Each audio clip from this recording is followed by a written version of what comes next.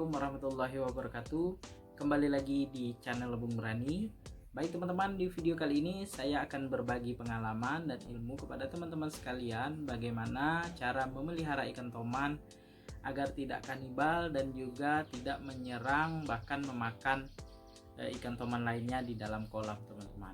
Mungkin teman-teman yang pelihara ikan toman di dalam kolam ada yang mengalami salah satu ikan tomannya diserang oleh ikan toman lainnya. Saya akan berikan tips dan trik di sini supaya ikan tomannya tidak kanibal, tidak menyerang ikan toman lain, bahkan memakan ikan toman lainnya teman-teman. Oke, sebelum kita lanjut ke pembahasannya, mohon dukungannya ya kepada channel Lebung Berani dengan cara subscribe, like, komen, serta share videonya agar channel Lebung Berani makin berkembang dan terus menginspirasi teman-teman sekalian. Ambil sisi positif dari video ini, sisi negatifnya silakan dibuang. Oke teman-teman, kita lanjutkan ke pembahasannya. Nah, mungkin teman-teman yang memelihara ikan toman di dalam kolam seperti saya ya, memelihara ikan toman lebih dari 5 ekor di dalam kolam, tentu ada resiko yang harus kita hadapi teman-teman. Karena perlu kita ketahui ikan toman ini merupakan ikan predator yang makanannya pokoknya atau makanan yang sering dimakan oleh ikan toman ini adalah ikan-ikan kecil. Bahkan ikan yang hampir seukuran ikan toman itu bisa sanggup dimakan ikan toman ini.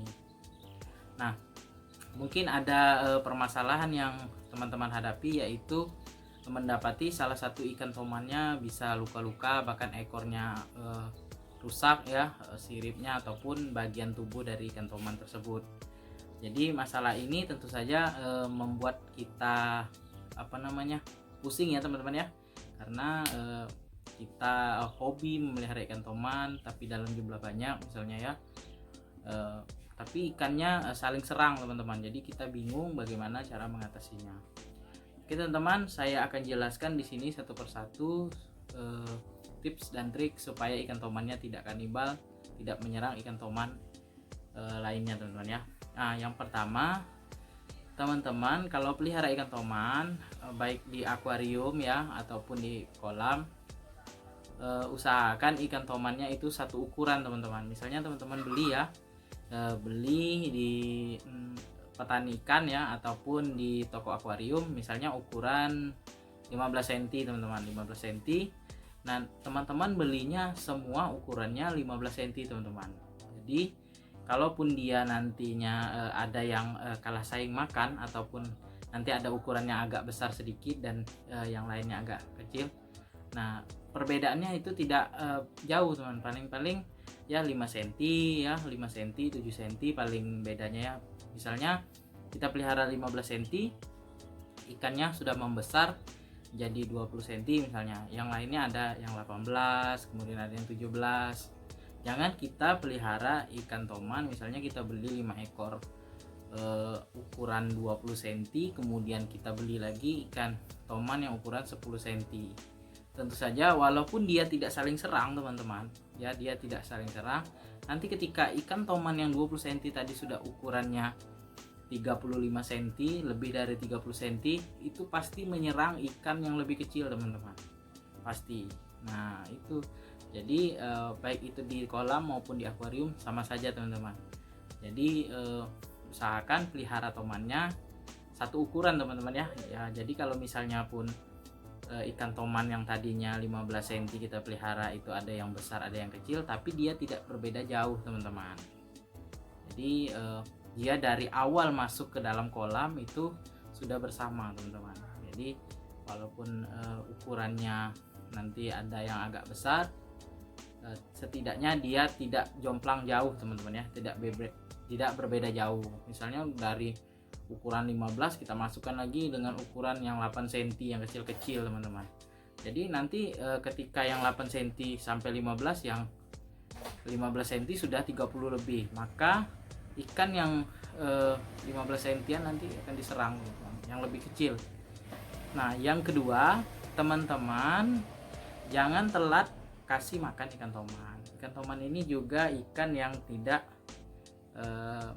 selalu makan ya teman-teman ya. Sehari kita kasih 3 kali misalnya ya, nggak perlu, kita hanya perlu misalnya kasih makan 2 hari sekali, 3 hari sekali ya, yang wajar lah teman-teman ya, 2 hari 3 hari ya, sampai 5 hari. Jangan juga kita mempuasakan ikan terlalu lama teman-teman. Kalau bagi saya ya, kalau mempuasakan ikan lebih dari seminggu itu menurut saya menyiksa teman-teman. Tapi kalau misalnya seminggu kita puasakan, kita kasih makan sedikit, misalnya 2 ekor ikan untuk satu ikan toman, mungkin tidak bisa ya. Kalau misalnya tidak dikasih makan sama sekali lebih dari seminggu, itu menurut saya menyiksa teman-teman. Jadi jangan telat teman mengasih makan ikan tomannya. Kasih misalnya ikan toman kita ada 10 ekor di dalam kolam, setidaknya kita kasih makan 30 ekor ikan, misalnya ikan mas, ikan lele ya, yang ukurannya sesuai lah ya, besar telunjuk misalnya ya, sesuai dengan ikan kita. Kalau ikan kita 15 cm ke atas, kita kasihlah yang sebesar-besar ini ya, ikan lelenya. Nah kemudian yang ketiga yaitu kontrol airnya teman-teman. Jadi di sini maksudnya teman-teman harus perhatikan air ikan toman kita. Terkadang ya ikan toman kita itu stres teman-teman, stres misalnya airnya kotor, kemudian juga ada parasit, dan juga airnya lama tidak kita ganti ya. Tentu saja ada penyakit yang ada di dalam kolam ikan toman kita sehingga ikan toman kita stres. Dari keadaan yang stres tadi, maka ikan toman ya akan menyerang ikan toman lainnya teman-teman. Apalagi ukurannya di atas 30 cm teman-teman ya, di atas 30 cm. Stres, keadaan ikannya stres, kemudian dia akan menyerang ikan toman lainnya. Jadi periksa terus keadaan air kolam kita teman-teman. Ada baiknya ya supaya ikan toman kita itu tidak stres, air kolamnya dikuras, diganti yang baru, kemudian ditambahkan daun ketapang ya, sesuai kebutuhan dari kolam. Misalnya kolam seperti kolam saya ya, 150 kali lebar 100 cm, tinggi 50 cm, saya isi air 35 cm, saya berikan daun ketapang sekitar 25-30 lembar teman-teman. Nah saya kasih supaya ikannya tidak stres, dan juga saya kasih garam ikan supaya ikannya tidak stres. Dan juga alhamdulillah ya, ikan saya selama saya pelihara tidak pernah menyerang ikan-ikan lainnya. Kemudian yang selanjutnya teman-teman, ketinggian air juga menentukan ikan itu akan menyerang temannya atau tidak teman-teman.